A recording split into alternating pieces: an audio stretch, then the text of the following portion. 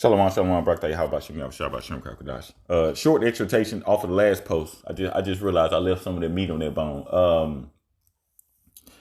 Babylon is the Rome revitalized, right? Which we know that. But where I left off is I was talking about the wars and stuff, right? So this is how we also know what's coming. All this stuff is in the scriptures, right? The scriptures talk about that third woe gonna come quickly. Correct? Right? So I posted a video. Matter of fact, I'm just gonna go to it. Now this will be on Instagram. I didn't post this nowhere else. I posted this and a lot of people are like, wait, 80 years? I don't understand this. 80 years. Matter of fact, let me just go to it. I'm gonna play a little bit of it and we're gonna understand what he's saying. I'm gonna get into the scripture and show you why this is important, why Putin has, not just him, right? It's Russia, China, right? Iran, all these other nations, they're going to turn on the whore. Because this was just at the BRICS summit, right? If you watch the last video post, that he told everybody, right? Like, nah, if y'all create this currency, which is they already did, right? He's saying if y'all abandon the dollar, like it's a wrap. Well, South Africa already did. Russia already did. China, they're about to. When I say about to, because they're making the moves to just go ahead and drop it. They're going to take Taiwan first, then they're going to drop it. Okay. Now here's why. Let me play that video, then this going to make sense. Okay. Y'all remember this. I'll put this part on the gram. Y'all remember this. Is a seculum. The length of a human life. Wait, this one. Here we go. Historical events. They don't just happen. They're set into motion by great men, generational personae. And each one of these unleashes a turning that lasts about 20 years, more or less. And every 4 turnings is a seculum, which is about the length of a human life. And at the end of each, and every 4 turnings is a seculum, which is about the length of a human life. And at the end of each, there's a crisis. In this country, the crisis is always war. It's always war. Pay attention to that. Since Babylon America has started, right, and all of their providences, they've been at war more years than they've been at peace. Since I'll just say 1776, if you will. It's been before that, but they've been at war more years than they've been just at peace. Revolution, 80 years later, the Civil War, 80 years later, World War II. And that's coming up on 80 years now, so.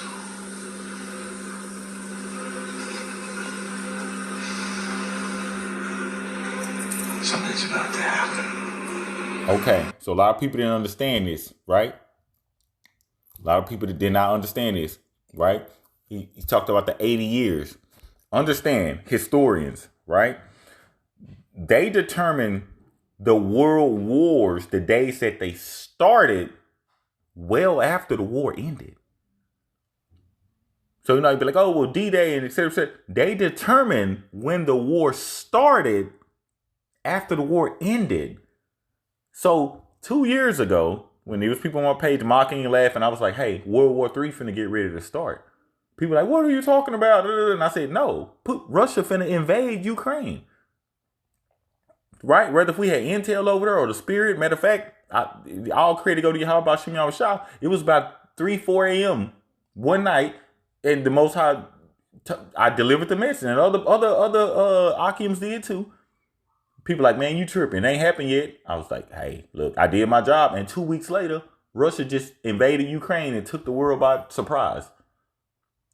That was the start of World War III.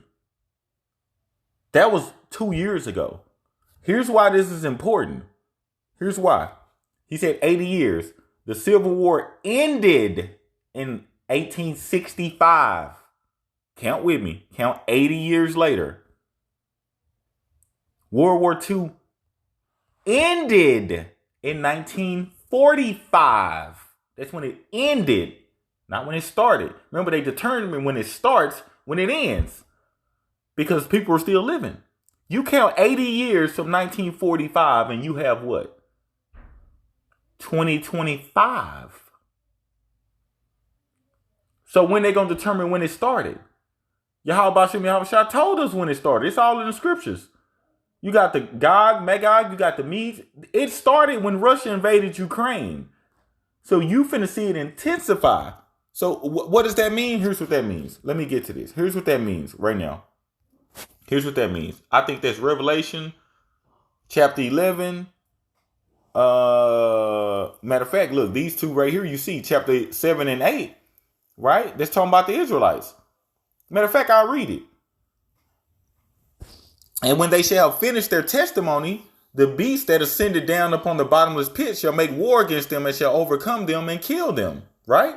It's talking about the Israelites. It's just talking about Esau and them. Because according to the scriptures, the devil are the Edomites. According to the scriptures. Their father is who you call Hashatan. That's their daddy. And their dead bodies shall lie in the street of the great city. It's talking about the Israelites, because we still going to be here. Their dead bodies shall lie in the street of the great city, which spiritually is called Sodom and Egypt, where our Lord was crucified. How did they crucify him? Painted him white, blonde hair, blue eyes. All your Roman Catholic Christian churches, your pastor too, your black pastor too, calling him Jebus, calling him Zeus, changing his name, saying that everybody could be saved. That's how they crucified him. Radio, television, film. You got the alphabet community being pastors. You got women up there teaching, being men in ministry. When they don't even know the etymology of the word, it starts with the word what? It ain't M-I-N. Listen to the saying. It's men. Anyway, off topic. Here's why that's important. Back to the 80 years thing. Okay? Here's why. Right? Right there. There it is. Revelation chapter 11, verse 14. The second woe is past. This was the prophecy. That was World War II. That was the prophecy. If I was to break down all of chapter 11, that was the prophecy, right? The second woe is past, and behold, the third woe coming quickly. It's going to happen like, listen, y'all know how these Edomites are. Y'all work with them every day. They come back from lunch and they be on one because they full of pork. They face turn red. You know how these Edomites going to act when they ain't got no money. Where's my money? They're going to be at the banks. They're going to be raising hell. Everything going to happen like that. And they going to war. You see what Trump just did? You're not taking down my denarius, my dinero. You're not taking down our dollar. We're going to tax you and then we're just going to go to war. That's how they think. They take it to the extreme. So for even a lot of you Akims and our Wathians, right? A lot of you brothers and sisters out here who are with Edomites, let them get mad at you. Look, I used to play basketball and travel all over the world. I done been there, done that. You messing with a little white girl, you messing with a little white boy, let one of them get mad at you. They gonna try to take it to the extreme. When they call the cops on you, that means they want to kill you. That's what that means. Over whatever it is, a disagreement, something small. You start messing with their money, they're going to just go to war. Remember it says the arrows gonna be flying in the sky. Right? The scripture said, John, right? And others, right? Some of y'all may have had dreams, visions, etc. John saw 200 million arrows, nukes in the sky. But Christians will say, I'm in the army of the Lord. That's what that means. Matter of fact, here, let me not paraphrase. Let's get right to it. We're going to just get right to it. There it is, right there. Remember, the third woe going to come quickly. We just read that in Revelation chapter 11, verse 14. We're going to start at 15, Revelation 9 and 15 on this one. And the four angels were loosed, which were prepared for an hour and a day and a month and a year for to slay the third part of men. This is a physical and spiritual prophecy. This has nothing to do with, we're Christians, we're in the army of the Lord. Who you going to fight then? Well, sinners. Well, I thought the law is done away because sin means breaking God's law, right? You see how this goes? Let me stay on verse 16 though. These are the arrows in the mid. This is what they're gonna do when this dollar crash and their money come. When the dollar crash, guess what else crashes? If you over in the United Kingdom, your pound. If you over in Australia, guess what else gonna crash? Your money. If you in Canada, guess what's gonna crash? Your money. Because the dollar, it ain't just America. Remember, they're owned by England. All of them are Edomites. Portugal, Spain, they're all Edomites. Look at Australia. It's a what is it? A English or UK colony. They got the Queen and stuff on their money too. Look at Canada. Who they got on their money? The so-called Queen of England and all. They got them on their money because that's who they're owned by. They're not Canadians. They don't run nothing. All of them got to report back over to what they say the elites. Man, they still Edomites. That's Job chapter 9. Earth was given to the hand of the wicked. So it's all about the Israelites. So for y'all listening, I don't care about my people. Everything is happening in this world today because of us. Our Abba, our daddy is doing all of this. They don't get a pass for nothing that they done. You get them a pass to the cookout. The Most High not giving them a pass. He said when these arrows, when these missiles, when these nukes start to fly, we're going to be in our chambers. We're going to be in the crib. And for those of us who are out in the wilderness, we're going to be delivered right there, front and center, by them chariots. It ain't got nothing to do with Christianity. Let me stay right here. Revelation 9:16. Here's the 200 million nukes, right? Not just nukes, missiles, Scud missiles, bombs, rockets. And the number of the army of the horsemen were 200,000. And I heard the number of them.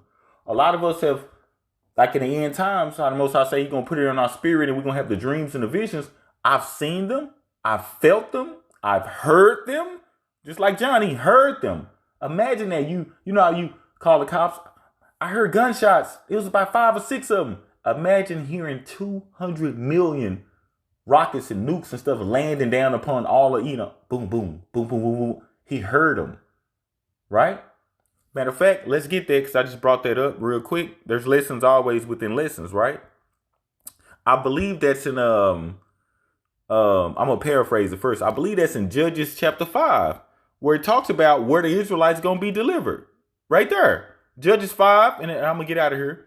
Judges 5 and 11. They. Now, this ain't talking about he, thee, they, them, her, she. No, it's talking about the Israelites. Right? They that are delivered from the noise of the archers and the place of drawing water, there shall they rehearse the righteous acts of Yahweh by Hashem Yahweh Shah. This is talking about Babylon. This is talking about the drawing waters, etc. So the Israelites going to be in slavery still here in Babylon when these missiles and these bombs hit. That's how you also know by process elimination who the real Jews are. Right? And he says we going to rehearse. Because we got to rehearse it. When you rehearse some, a wedding rehearsal, etc., you're rehearsing what you're going to do in the final act. We're rehearsing what we already going to do in heaven. So the law ain't never done away. Those of us who are here who keeping the Sabbath, right now, we're right in the middle toward the end of a Feast of Dedication, Feast of Lights, Hanukkah, whatever you want, Hanukkah or Feast of Dedication. That's what we in right now. We in Feast of Dedication right now. We're rehearsing. There's certain things we can't do. That's why we got to rehearse it. When you have a wedding rehearsal, sometimes you don't have it in the chapel. Because, okay, well, this is how we're going to walk down. Why? Because the chapel is not available. We got to rehearse it right now because the law's never done away. Even all the old prophets who were in captivity, they still kept the law the best that they could. We don't have our temple in Jerusalem right now. So certain things that us priests and prophets and stuff that we can't do. You want to know if your wife cheating? Go see the Levite. Come see the real priests who are us out here talking to y'all. And we would know what to do and we'll be able to tell you if she cheated on you or not. It's certain things that we got to have our temple to do. This is what he's saying. I'm going to read it over and get out of here. They that are delivered, saved, Christians, say none by baptized, from the noise of the archers, 200 million nukes, and the place of drawing water, there shall they rehearse the righteous acts of Yahweh, even the righteous acts toward the inhabitants of his villages in Israel. Then shall the people of Yahweh, the Israelites, not Christians, not Catholics, not Buddhists, not Pentecostals, then shall the people of Yahweh go down to the gates. What gates? The gates to the kingdom of heaven. There's only 4 of them. And Israelites go in on every side. With that, shalom.